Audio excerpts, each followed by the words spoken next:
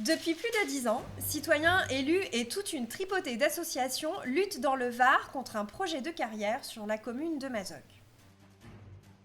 Mais pourquoi tant de colère de leur part?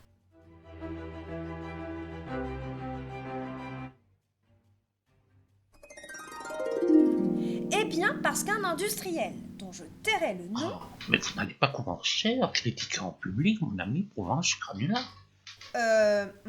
bref, veut construire sa belle carrière juste au-dessus d'une énorme réserve d'eau naturelle. Si énorme que l'État l'a classée de réserve stratégique pour l'alimentation en eau potable. Et alors, la carrière ne creusera pas si bas. C'est ce qu'a effectivement déclaré votre ami Le Carrier. Mais ce qui inquiète surtout ces citoyens, c'est qu'entre cette eau et la carrière se trouve un très vieux réseau de galeries d'une ancienne exploitation de bauxite. Ces galeries sont en si mauvais état qu'un autre organisme public, Géodéris, a classé toute la zone de risque d'effondrement en masse généralisé. Ben voyons, et alors? Personne ne la boit cette eau. Détrompez-vous.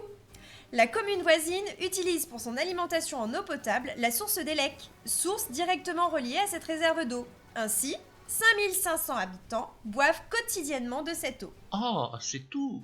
Alors que vous êtes des centaines de milliers de Varois.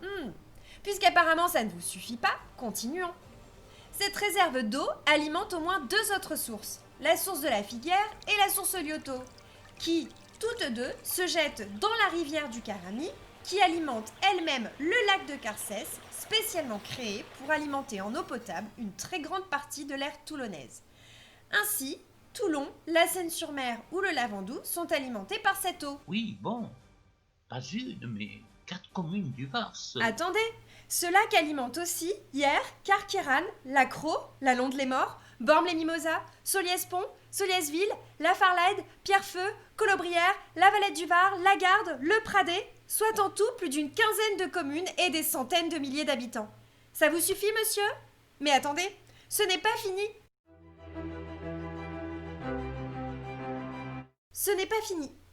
À l'emplacement de cette future carrière, au cœur du parc naturel régional de la Sainte-Baume, se trouve une biodiversité discrète mais remarquable, rare et protégée.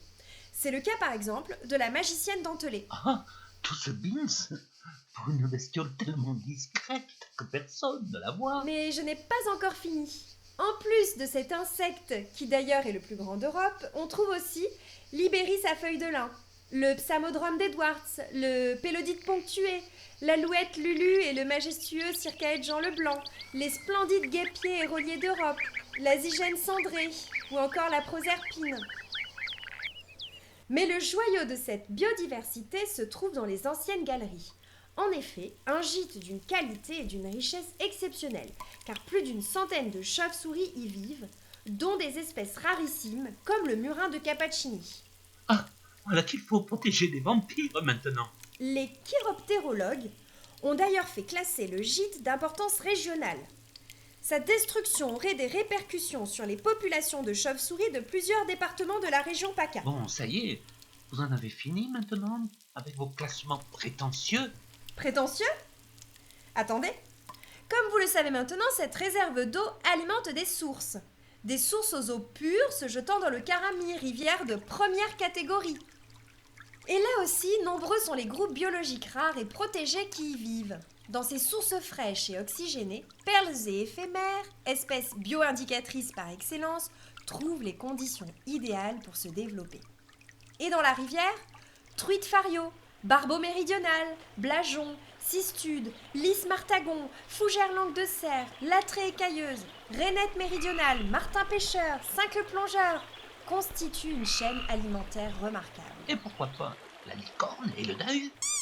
Voici pourquoi l'Europe a classé toute la zone Natura 2000. La carrière détruirait directement les espèces vivant sur l'assiette du projet. Dynamite et effondrement des galeries anéantirait les chauves-souris. Un accident, ou pire, un effondrement généralisé, polluerait irrémédiablement le Carami, empoisonnant tout l'écosystème. Mais quand il n'y a plus de problème, eh ben, il y en a encore. La carrière s'ouvrirait pour partie à l'intérieur même du cercle des risques technologiques de Titanobel, une usine classée Céveso 3, située à quelques mètres du projet. Céveso. Ça vous dit quelque chose, hein? C'est normal. Ces usines défraient périodiquement la chronique. L'explosion de l'usine AZF à Toulouse, vous vous souvenez? Ou la catastrophe de Lubrizol à Rouen. J'aurais mieux fait de me la fermer. Titanobel stocke notamment des dizaines de tonnes de nitrate d'ammonium, des détonateurs et des milliers de litres de carburant. Le nitrate d'ammonium, vous savez? Le produit qui a provoqué l'explosion à Beyrouth en 2020. Et l'usine sert justement ici à fabriquer des explosifs. Si un accident se produisait, risque accru par la présence de cette carrière, la catastrophe serait double, avec en plus la pollution de cette réserve d'eau. Ça semble fake, comme on dit. Du fake? Non.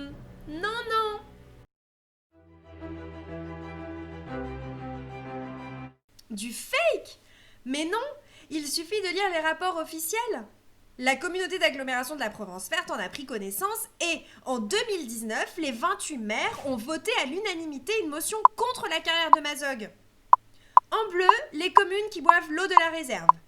En rouge, les maires ayant voté contre la carrière lors de la motion de la communauté d'agglo.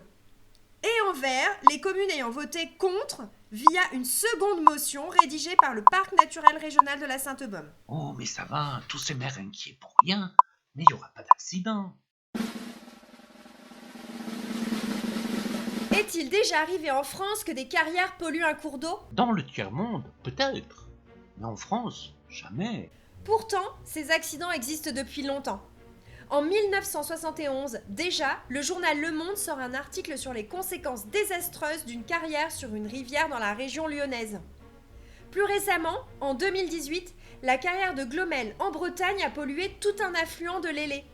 L'année suivante, toujours en Bretagne, 2 autres cours d'eau ont été pollués par une autre carrière. Et les exemples se ramassent au tractopelle. Après plus de 10 années de lutte, la carrière de Mazogues devrait s'ouvrir cette année 2021. Il reste une dernière fenêtre de tir. Et pour cela, nous devons saisir, encore une fois, la justice. Aidez-nous à sauver cette réserve d'eau et cette biodiversité exceptionnelle.